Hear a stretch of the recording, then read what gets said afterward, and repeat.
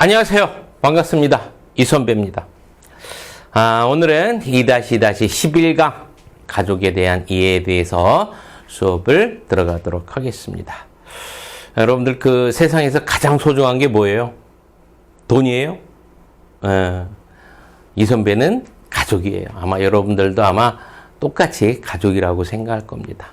그래서 여러분들 오늘은 여러분들이 가장 소중하게 생각하는 가족에 대해서 배우는 시간을 갖도록 하겠습니다.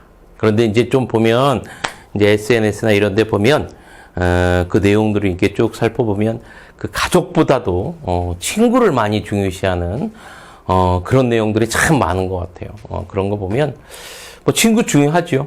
친구 중요합니다. 살아가는데 중요한 요소 중에 하나가 친구입니다. 그렇지만 여러분들 친구와 가족을 둘 비교하라면 이 선배는 100% 가족입니다. 물론 여러분들 이제 가족도 또 친구도 모두 이제 유한한 존재입니다. 유한한 존재예요. 그렇죠? 언젠간 이제 다 이제 내 눈 앞에서 사라지겠죠. 그렇죠? 내가 먼저 사라지든지 그럴 때 내 삶을 있죠. 끝까지 함께할 가능성이 높은 거는 가족입니다. 그렇죠? 그래서 여러분들 친구 좋아요. 하지만 가족을 여러분들 더 중요시하게 여겨야 됩니다. 경제학적으로 봤을 때도. 알겠죠? 자, 뭐 이 선배 또 괜한 얘기 한번 한 것 같은데, 우선 뭐 그 정도 얘기해 두고, 이제 우리 사회복지 실천 기술로 이제, 들어가야 될 부분이 이제 가족대상 실천기법, 그리고 이제 집단대상 실천기법, 그리고 이제 사회복지 실천 기록과 평가, 이렇게 이제, 세 부분에 대해서 이제 남았습니다. 이제 오늘은 이제 가족 들어갈 텐데, 어려운 부분은 없습니다. 어려운 부분은 없어요. 여러분들이 이제 예전에 중고등학교 다닐 때 사회 시간에 배웠던 부분도 많이 있고요. 시험 문제를 보다 보면 그런 내용들도 여러분들 많이 들어가 있어요. 그런 내용들도 많이 들어가 있으니까 여러분들의 어떤 기초적인 상식을 바탕으로 해서 여러분들 공부에 들어가면 될 거예요. 알았죠? 자, 이렇게 생각하면서 오늘 이제 수업을 들어가도록 하겠습니다. 자, 가족에 대한 이해, 가족의 특징부터 나오죠. 1차적 집단이다. 여러분들 많이 들어본 거죠. 1차적 집단, 2차적 집단. 아마 여러분들 중고등학교 다닐 때 사회 시간에 아마 배웠을 겁니다. 자, 1차적 집단 뭐예요? 모르시는 분 이번 시간에 확실하게 여러분들 알고 넘어갑니다. 자, 1차적 집단 그리고 2차적 집단 한번 정리를 해보고 넘어가겠습니다. 1차적 집단이라는 거는 뭐냐면은요, 어떻게 만들어진 집단이냐면 자연적으로 만들어진 집단이야.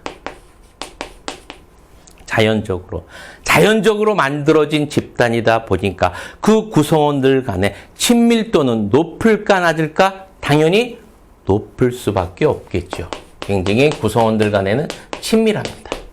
자, 이러한 집단으로 여러분들 대표적인 게 뭐예요, 여러분들? 대표적인 게 바로 가족이겠죠.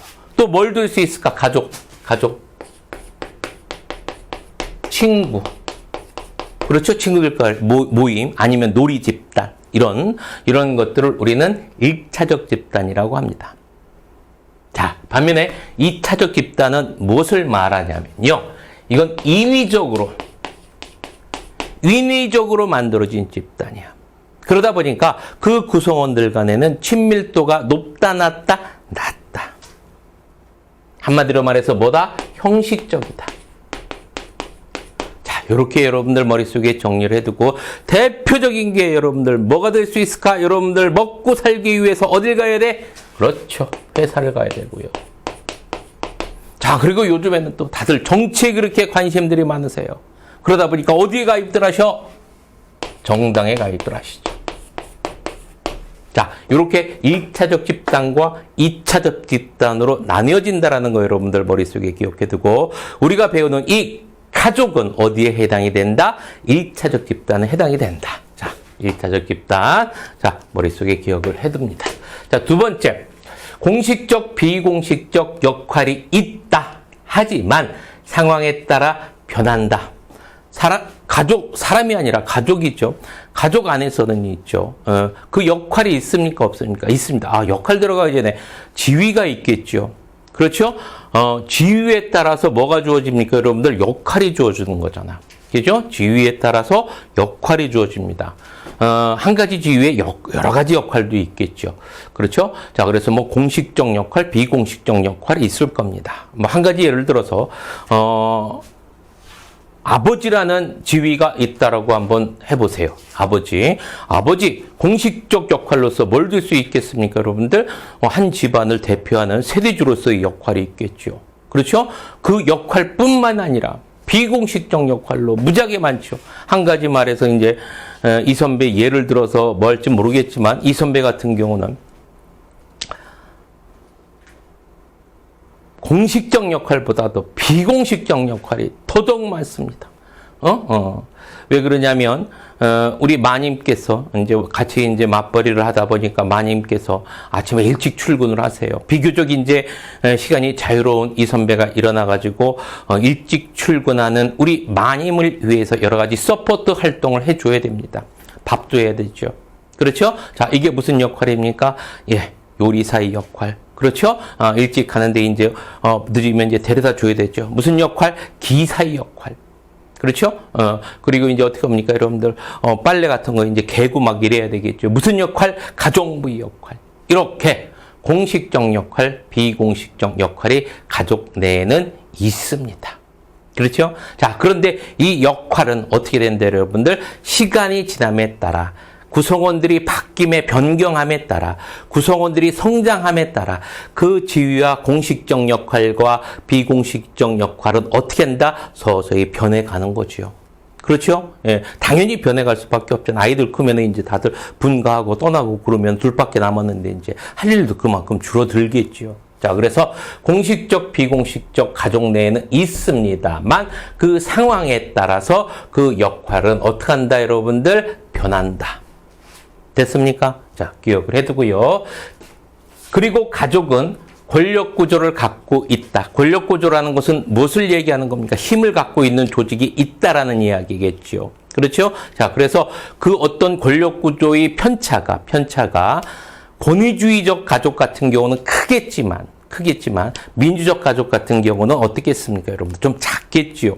그렇죠? 이렇듯 어떤 편차는 있겠지만 모두 다 가족 같은 경우에는 뭐를 가지고 있다? 권력 구조를 가지고 있다라는 거 머릿속에 기억을 해두고 또 하나 기억해둘 것은 가족은요, 계속해서 의사소통을 하는 서로 상호작용을 주고받는 그러한 집단이라는 것까지 기억을 해두고 넘어갑니다. 자, 그리고 아동의 성격 발달에 1차적 영향력을 미친다. 여러분들 이거는요, 인행사에서 배웠죠. 인행사에서 여러분들 인간의 성격 발달에 가장 큰 영향력을 미치는 시기는 언제라고 했어요, 여러분들? 아동기라고 했었고요. 아동기 때는 당연히 그 영향력을 미치는 거는 그 가족이죠. 엄마, 아버지. 그렇죠? 형제, 자매들, 가족들이 영향력을 가장 미칩니다. 그래서 아동의 성격 발달에 1차적 영향력을 미치는 것은 뭐다? 가족이다. 이렇게 기억해두고요. 자, 그리고 세대 간 전승된 통합과 조정의 결과물이다라는 이야기가 나옵니다. 한마디로 말해서 전승된 거야. 한순간에 어떻게 된 겁니까, 여러분들? 뚝 떨어진 게 아니야. 그래서 고조 할아버지서부터 중조 할아버지, 그렇죠? 할아버지, 아버지에서부터 나까지 이어지는 뭐다? 하나의 결과물이다라는 이야기입니다. 가족이라는 것은. 알겠죠? 그래서 한순간에 뚝 떨어진 게 아니에요. 이렇게 가족의 특징을 살펴봤는데 이런 특징 외에도 몇 가지만, 한두 가지만 여러분들 더 기억하고 넘어갑니다. 가족은 사회 변화에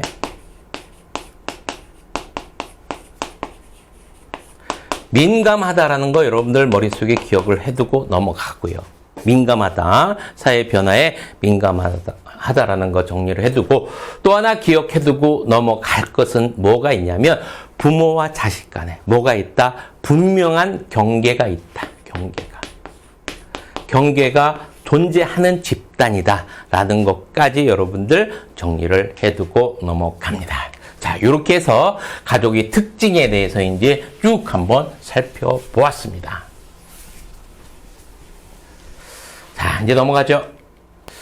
자, 이제 가족의 기능과 변화에 대해서 살펴보도록 하겠습니다. 이제 가족의 기능 들어가는데, 우선 이제 가족이 어떻게 형성된다라는 건 여러분들은 잘 알고 계시겠죠. 그렇죠?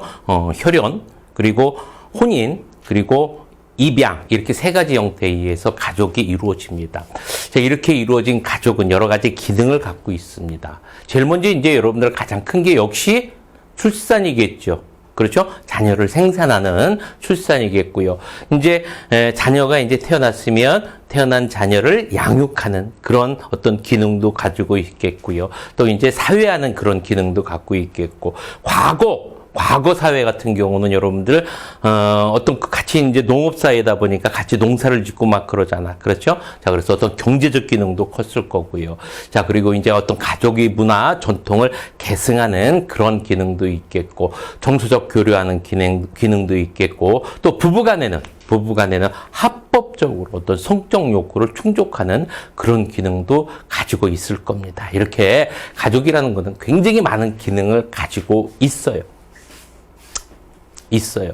자, 그런데 전통적인 어떤 가족과 전통적인 가족이 갖고 있는 기능과 자, 현대의 우리나라의 가족의 기능이 어떻게 변해 가는지 이거를 여러분들이 머릿속에 기억을 해두고 넘어가야 됩니다. 자, 우선 여러분들이 머릿속에 딱 기억해둘 때 전통적 가족의 기능은 거의 모든 것을 다 가족이 했다라고 머릿속에 기억을 해두고 있으면 돼요. 자, 전통적 가족은 거의 모두 전통적 가족은 모두 어디에서 했다? 가족 안에서 다 했습니다. 알겠죠? 그렇잖아요, 여러분들. 농업장 농사를 지다 보니까 같이 모여서 농사도 짓고요. 그렇죠? 경제적인 거 또 할아버지한테도 배우고요. 그렇죠? 자, 그리고 어떻게 됩니까, 여러분들? 같이 이제 아이들도 같이 기르고요. 이렇게 가족 안에서 모든 것을 다 했다. 이렇게 머릿속에 정리를 해두고 넘어가는데, 우선 가장 큰 게 제도적 기능, 즉 가계계승. 가계계승이라는 건 뭘 얘기하는 거예요, 여러분들? 아들 낳아가지고 대를 잇는 거. 이게 가장 컸겠죠. 그렇죠? 옛날에 어떤 영화가 있었냐면 여러분들이 이제 시바지라는 영화가 있었어요. 시바지라는 영화, 외국의 이제 국제 영화제에서 이제 큰 상도 받고 그랬던 영화인데 시를 받는 거야. 남자 시를. 다른 여자 대리모를 이용해 가지고요. 지금으로 봤을 때는 상상도 할 수 없는 일들을 예전에는 했었습니다. 그런 기능이 가장 컸어. 가계를 계승하는 기능이.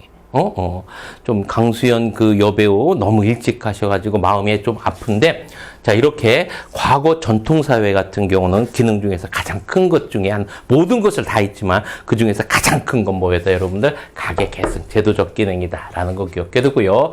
자, 그리고 이제 정서적 안정 제공, 이러한 기능이 굉장히 컸겠죠.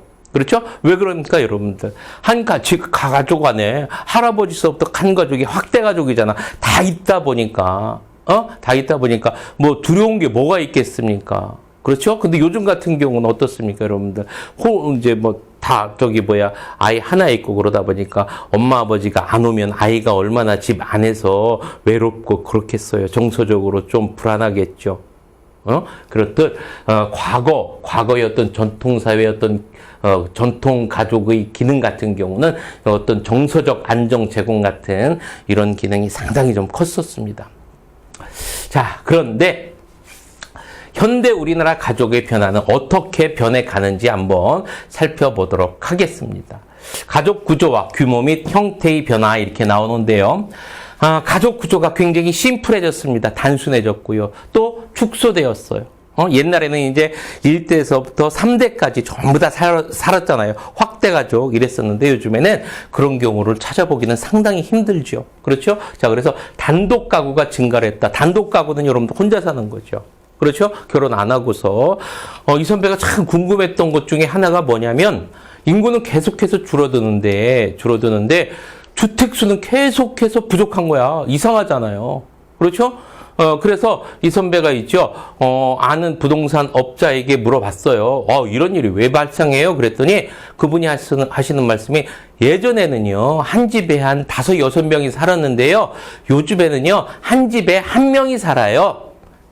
단독 가구가 증가했어요. 그렇기 때문에 뭐가 부족한 거예요? 주택 수가 부족한 거예요. 이렇게 말씀하시더라고요. 그렇구나. 그렇구나. 자, 그래서 1인, 2인 가구가 증가를 하고요. 자, 그리고 이제 노인 혼자 사시는 분들이 상당히 많아지고요. 그리고 이제 여성 가족구, 여성 가구주가 많아지고요. 자, 그리고 이제 생명 연장이 이루어지다 보니까 고령자는 많아지고 출산율이 낮다 보니까 유소년은 감소되는 그런 어떤 가족 형태를 보이고 있습니다. 현재는. 자, 이렇게 여러분들이 정리를 해두고요. 외울 것도 없죠. 외울 것도 없어. 그냥 쭉 한번 읽고, 그렇구나. 당연한 것들이니까 여러분들이 정리를 해두고요. 좋은 연령이 높아진다. 당연하죠. 여러분들 결혼이 지금 다 늦어지고 있습니다. 이 선배 때만 하더라도 30대 넘어가면 노총각, 노처녀 얘기 들었는데, 아이고, 요즘에는 여러분들 기본입니다. 자, 그리고 이제 다문화 가족이 급증하고 있다. 좀만 시골만 내려가도요, 여러분들 반반입니다. 반반. 동남아에서 오신 분들 반, 이제 한국 사람 반, 이런 게 돼버렸습니다. 자, 이제 사회 변화에 점차적으로 민감해지고요. 자, 가족 형태의 변화 보도록 하겠습니다. 빈둥지 기간이 길어진다라는 이야기는 무엇을 얘기하는 거냐면, 빈둥지라는 건 뭡니까? 아이들이 떠나죠. 아이들이 떠나진다는 얘기야. 그래서 이제 혼자, 두 부부가 이제 부부가 이제 둘만 이렇게 사는 경우가 많아진다라는 이야기입니다. 아이들을 많이 안 낳기 때문에 그렇죠. 그렇죠? 왜 그러냐면 옛날 같은 경우는 일찍도 낳지만 결혼도 하지만 또 많이 낳잖아. 많이 나다 보니까 늦게까지 아이들을 이제 길러야 되지만 요즘 같은 경우는 하나밖에 안 낳지요. 늦게 결혼하고 또 하나밖에 안 나다 보니까 일찍 빈둥지 이런 기간이 초래를 합니다. 돌아옵니다. 그래서 이런 빈둥지 기간이 점차 길어지게 되고요.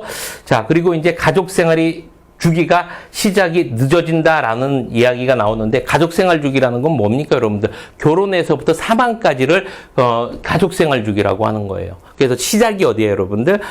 어디냐면 결혼입니다. 결혼. 그런데 결혼이 늦어지다 보니까 이제 시작이 늦어진다. 그런 형태가 이제 가족이 만들어지는 게 늦어진다. 이런 이야기가 나오고 있습니다. 그래서 여러분들 딱 보더라도 그렇게 어려운 내용은 없잖아. 그죠? 어려운 내용은 없으니까 쭉 한번 여러분들이 한번 훑어보고요. 자, 그리고 이제 가족 관계의 변화를 보도록 하겠습니다. 과거에는 권위주의적 그런 가족이 대부분이었죠. 그렇죠? 여러분들이 이제 아는지 모르겠지만 예전에 그 대발이라고 있죠. 그 드라마 이름이 모르겠는데, 그 최민수, 하이라 이렇게 나오고, 대표적인 권위주의적 가족이었죠. 그렇죠. 아버지가 한마디 얘기하면은, 이제 어떡합니까, 여러분들? 계속 이제 무릎 꿇고 있는 거야. 아내까지도 그냥 무릎 딱 꿇고, 좀만 뭐라고 하면 이제 밥상 팍 엎어버려. 그럼 어떡합니까? 이제 모두 다 이제 이제 기립해가지고 딱 무릎 꿇고 있는 거지. 그때가 좋았습니까? 모르겠습니다. 이 선배 같은 경우도 이제 아버지가 이제 퇴근하시고 딱 들어오시면 이제 그 현관 있고 이제 요만한 복도가 있었어요. 이 선배가 이제 6남매가 이제 아버지가 딱 퇴근하시고 들어오시면 그 6남매가 2열 종대인가요? 이렇게 양옆으로 이제 3명씩 딱 써가지고 아버지 들어오셨습니까? 고생 많이 하셨습니다. 이렇게 했었어요. 예전에는. 요즘에는 아버지 들어왔는지 안 들어왔는지도 모르죠. 그런 시대가 되어 버렸습니다. 자, 그래서 과거에는 권위주의적 가족이었었는데 요즘에는 민주적 부부 의논형 아내 주도용 이제는 아내 주도용이야. 아내 주도용으로 바뀌었습니다. 한마디로 말해서 평등한 가족이 돼버렸어요. 그래서 권위주의적 가족에서 무슨 가족으로 평등한 가족이 돼버렸습니다. 좋은 것 같아요? 좋은 것 같아요? 그래요. 네. 좋은 사람들이 있고 또 나쁜 사람들이 있습니다.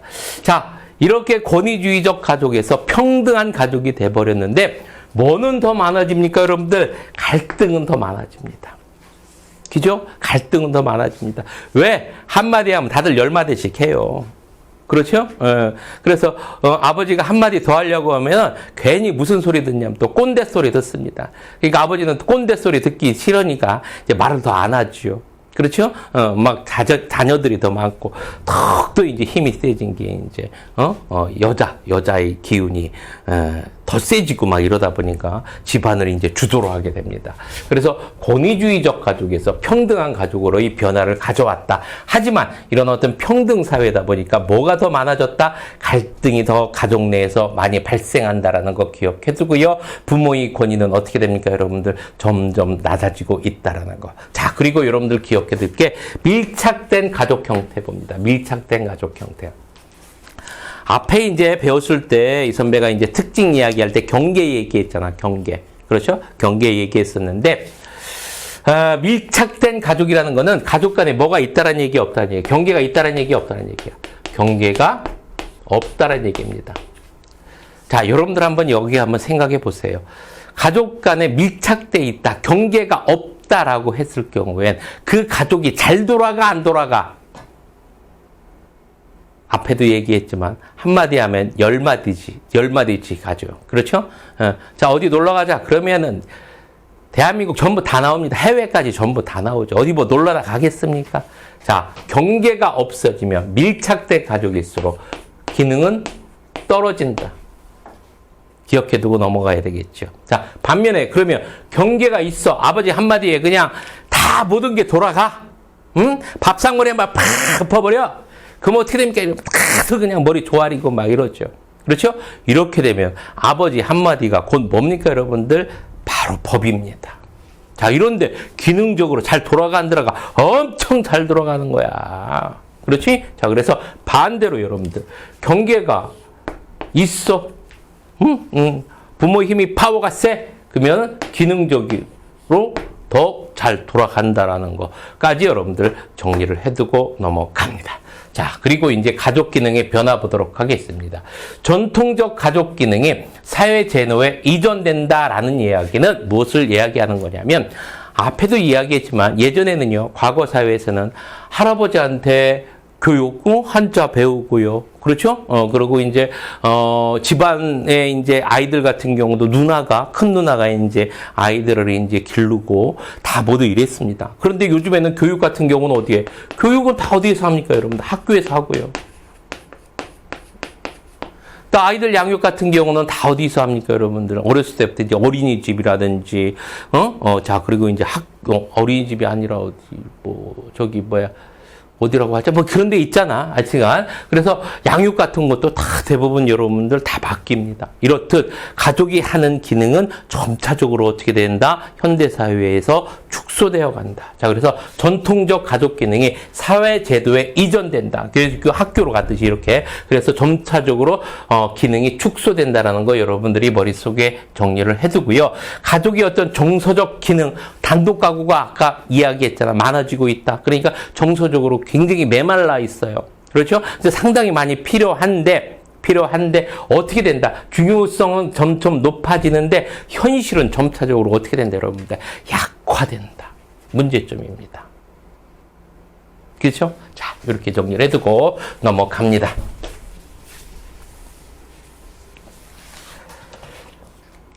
자, 가족생활주기 봅니다. 앞에서 이야기했지만 가족생활주기의 출발점 어디다? 결혼이다. 자, 그리고 여러분들이 이제 사망할 때까지. 자, 이걸 가족생활주기라고 하고요. 각 단계마다 발달 과업과 욕구가 존재한다. 가족생활 여러분들 한번 생각해 보십시오. 결혼을 합니다. 자, 그러면 출산을 하죠. 자, 그러면 무슨 역할을 합니까? 발달 과업 뭐가 있습니까? 아이를 잘 길러야 되는 어떤 과업이 있잖아요. 그렇죠? 자, 그리고 이제 어느 정도 이제 애가 이제 걸어 다니고 닳고, 그러면 어떻게 됩니까? 학교 가잖아. 학부모로서의 어떤 과업이 또 있겠고, 또 학교에서 열심히 공부하고 난 다음에 또 뭐를 해야 됩니까? 여러분들, 대학 가잖아. 그럼 수험생 부모로서의 어떤 과업이 또 있겠고, 대학 떡 들어보냈어. 그러면 이제 어떻게 합니까? 졸업하고서 이제 직장 들어가야 되는데, 이제 뭐, 취준생의 어떤 부모로서의 과업이 또 있겠고, 또 취업을 했어. 자, 그런다고 또 뭐 한다고 해? 이제 결혼한다고 그래. 그러면 결혼하는데 이제 또 과업이 또 있겠고, 결혼한 다음에 이제 애들을 또 낳잖아. 그럼 애들 낳으면 손자 어떻게 또 길러야 되잖아. 손자 또 그 과업이 있잖아.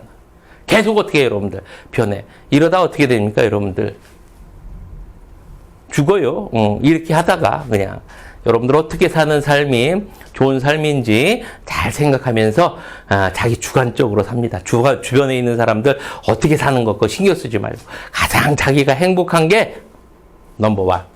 자, 그래서 각 단계마다 발달 과업이 있습니다. 그래서 욕구 존재 있고 욕구 없애야 돼. 욕구 없애야 돼. 존재한다지만 그 욕구 없애야 돼. 뭐 장가 갔으면 끝이죠. 시집 갔으면 끝인겨. 그거 왜 자꾸 그냥 뭐 애들까지 손자까지 그거 키우고 그래. 아이고. 그러지 마요. 욕구 없애버려. 존재하지만. 자, 발달 과업도 변화한다. 앞에서 봤죠. 그렇죠? 아이들이 커나가면서 변화를 해 갑니다. 자, 그리고 이제 역할 변화 역시 변화를 해 가고요. 구성원들은 가족 생활 주기에 따라 단계적으로 발달하고 변화를 해야 된다는 이야기입니다. 하지만 변화를 못하는 아이들도 있습니다. 장가 가서까지도 엄마 용돈 주세요. 이러는 아이들도 있습니다. 또 장가도 안 가고서 그냥 계속 방구석에 앉아서 오락만 하는 아이들도 있습니다.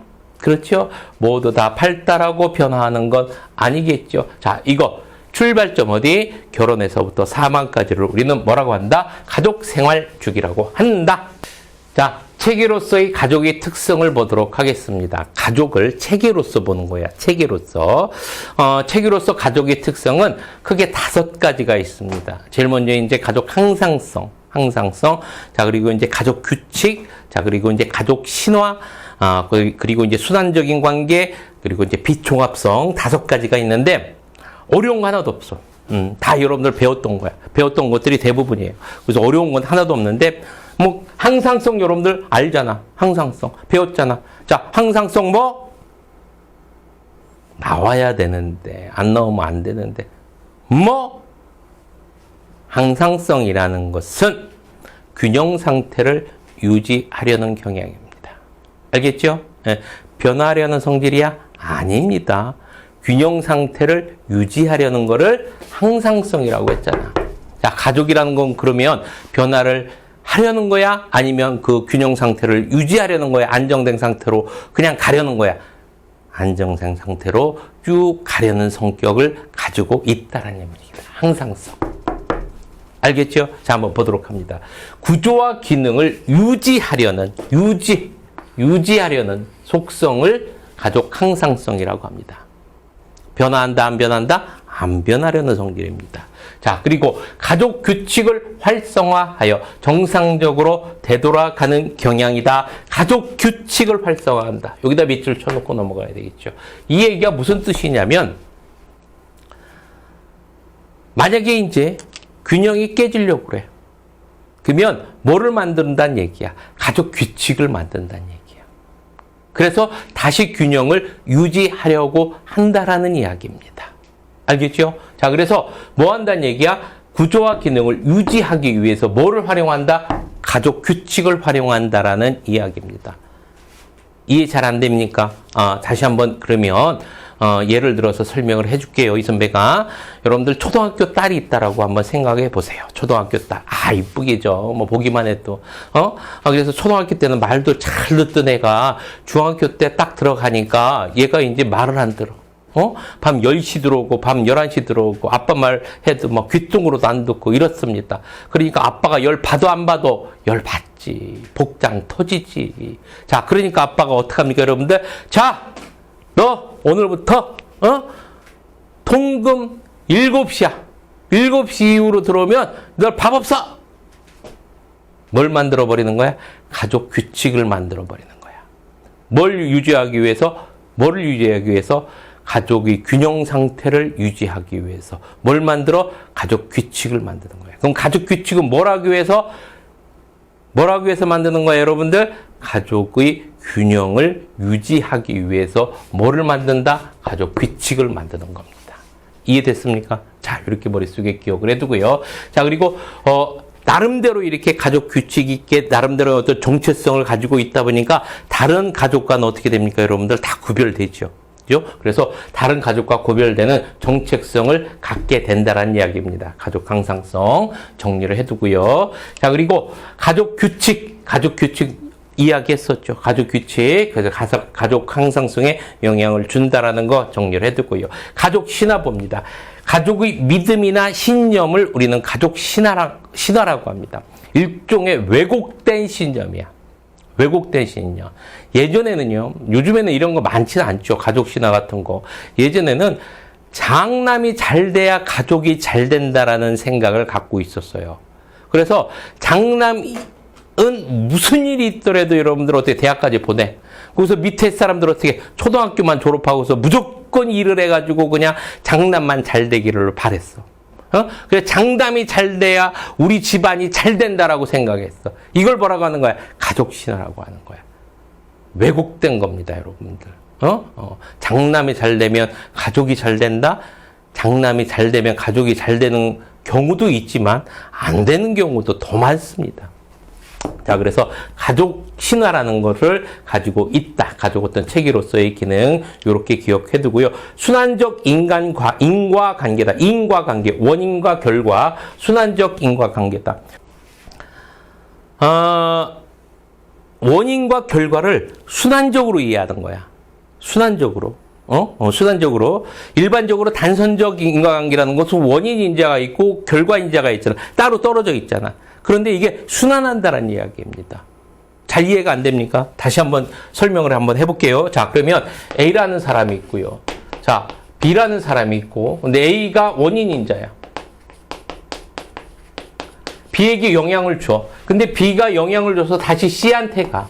자, 그러면서 요 집단 전체에 다 전파되는 거야. 이 원인이. 자, 그래서 이게 결과적으로 다시 누구한테 돌아와?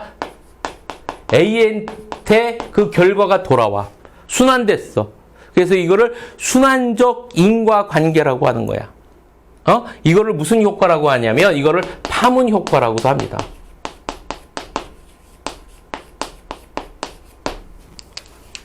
잘 이해가 안 됩니까? 예를 들어서 설명을 해줄게요. 오형제가 있다고 해봐. 오형제가. 독수리 오형제. 이야, 듣기만 해도 여러분들 어떻게 끔찍합니다. 오형제가 있는데 장남이 딱 보니까 애들 기강이 안 섰어. 그래서 애들 기강을 세우기 위해서 이제 빠따를 때린 거야.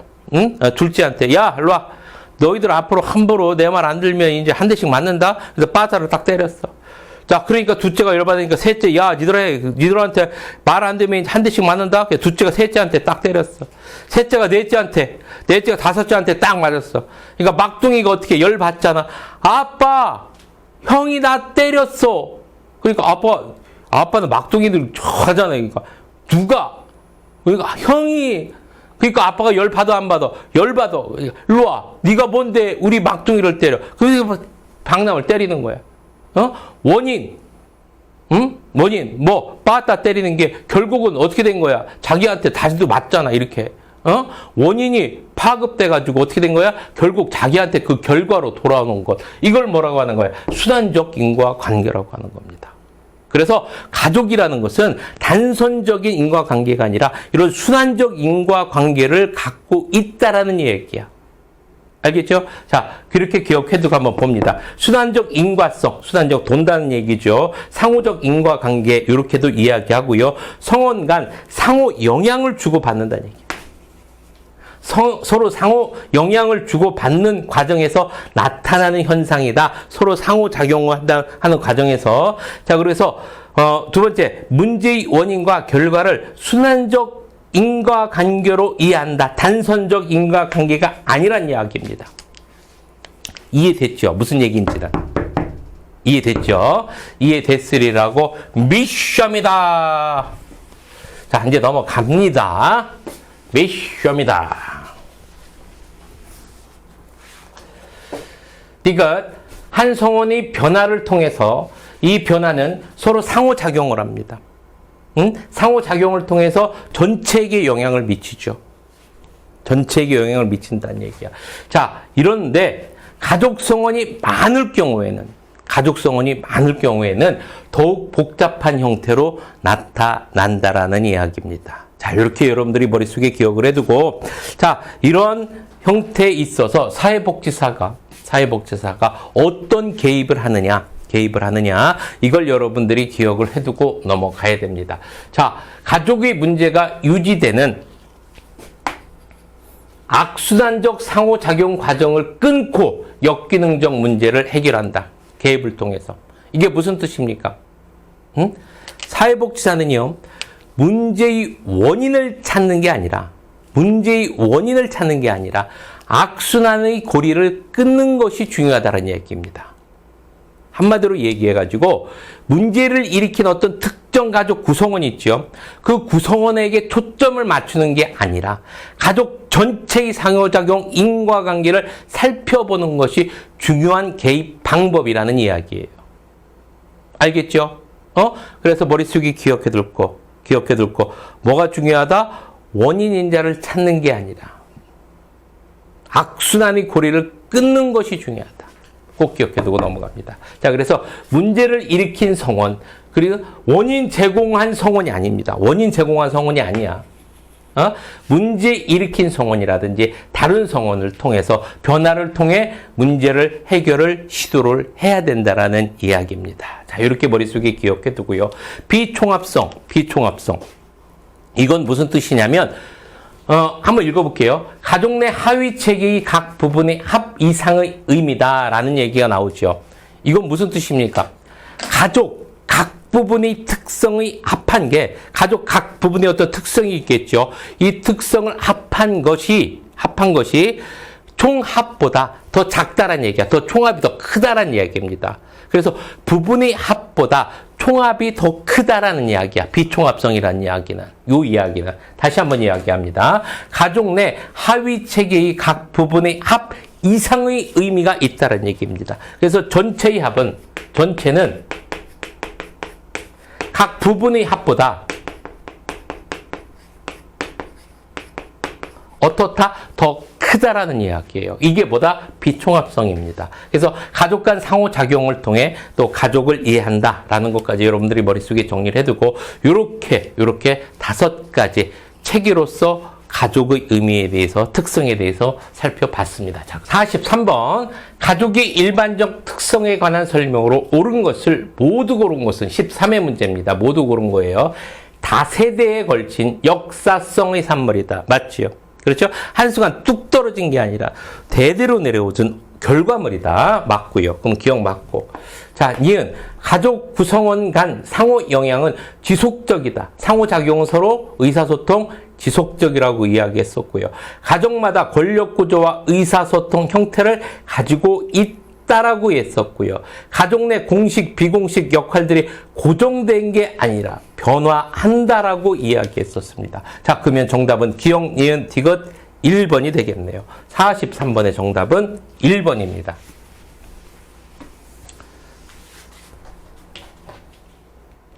44번 봅니다. 가족에 관한 설명으로 옳은 것은 15회 문제입니다. 정서적 기능보다 가계 계승과 같은 제도적 기능이 중시되는 방향으로 변화하고 있다. 거꾸로 이야기했죠. 그렇죠? 예전에는 제도적 기능이 더 강했지만 요즘은 정서적 기능을 더 요구한다라고 했었습니다. 하지만 점차 약화된다라고 얘기했었죠. 자, 그러면 1번 틀리고요. 자, 부모 자녀 관계는 밀착된 경계를 가진 관계일수록 기능적이다 이야기했었습니다. 밀착됐다라는 것은 경계가 없다라는 얘기고, 경계가 없는 경우에는 기능적으로 약화된다. 기능적으로 낮아진다. 자, 그러면 2번은 맞다, 틀리다? 틀리다. 가족 문제는 단선적 인과관계로 설명하는 것이 효과적이다. 단선적 아니라고 했죠. 순환적이라고 했었죠. 자, 틀리고요. 가족 항상성은 가족 규칙을 활성화하여 지속적 관계를 유지하도록 한다. 정답. 가족 생활 주기가 변해도 역할 분담은 고정되어 있는 것이 적응적이다. 변화한다라고 이야기했었습니다. 자, 그러면 44번의 정답은 몇 번? 4번.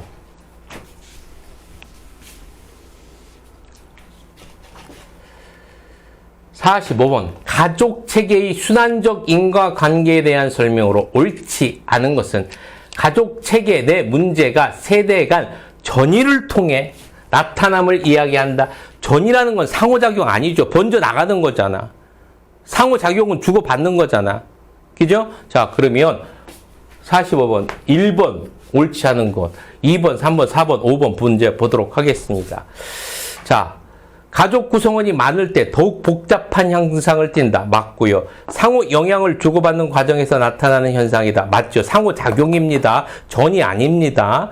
가족의 문제가 유지되는 상호작용 과정을 파악하여 문제를 해결한다. 맞고요. 증상을 표출하는 성원 또는 다른 성원의 변화를 통해 가족 문제를 해결한다. 맞습니다. 증상을 표출하는 구성원들을 해야지 원인 구성원이 아니라고 했습니다. 그거 헷갈릴 수가 있어요, 여러분들. 자, 기억해서 정리를 해 두고요. 그래서 45번의 정답은 1번이 되겠습니다. 46번. 현대사회 가족의 변화에 해당하지 않는 것은 현대사회입니다. 규모가 축소됐고요. 그래서 단독 가구가 증가했지요. 권력구조의 불평등이 심화되고요. 권력구조는 어떻게 된다고 했었습니까, 여러분들? 평등. 그렇죠? 자, 그러면 46번에 2번. 생활 주기가 변화되고요. 기능이 축소되고 형태가 점차 다양화되고 있습니다. 46번의 정답 2번이 되겠고요. 자, 47번 봅니다. 가족에 관한 설명으로 옳은 것은 17의 문제고요. 사회 변화에 따라 가족의 구조와 기능도 변화한다. 맞고요. 위기시 가족은 역기능적 행동을 보일 수 있지만 가족 탄력성을 보일 수도 있다. 맞습니다. 자, 그리고 가족은 생활 주기를 따라 단계적으로 발달하고 변화한다. 맞고요. 가족은 가족 항상성을 통해 다른 가족과 구별되는 정체성을 갖는다. 맞고요. 가족은 권력 구조를 갖고 있지 않은 애정 공동체다. 권력 구조 갖고 있다라고 했어요? 없다고 했어요? 권력 구조 갖고 있다라고 이야기했었습니다. 자, 여기까지 해서 수업을 마쳤습니다. 좀 오늘 시간이 좀 길었지요. 내용이 좀 많다 보니까 좀 길었는데 내용에 비해서 그렇게 어려운 부분은 없었습니다. 중요하지 않은 부분은 없죠. 중요하지 않은 부분은 없습니다. 어려운 부분은 없었고, 쭉 한번 읽고 넘어가면서, 이런 내용이구나라고 이제 생각하면서 여러분들이 이제 한번 복습하면 되겠습니다. 자, 장시간 동안 고생 많으셨고요. 자, 다음 시간에 뵙도록 하겠습니다. 자, 오른손 들고, 파이팅!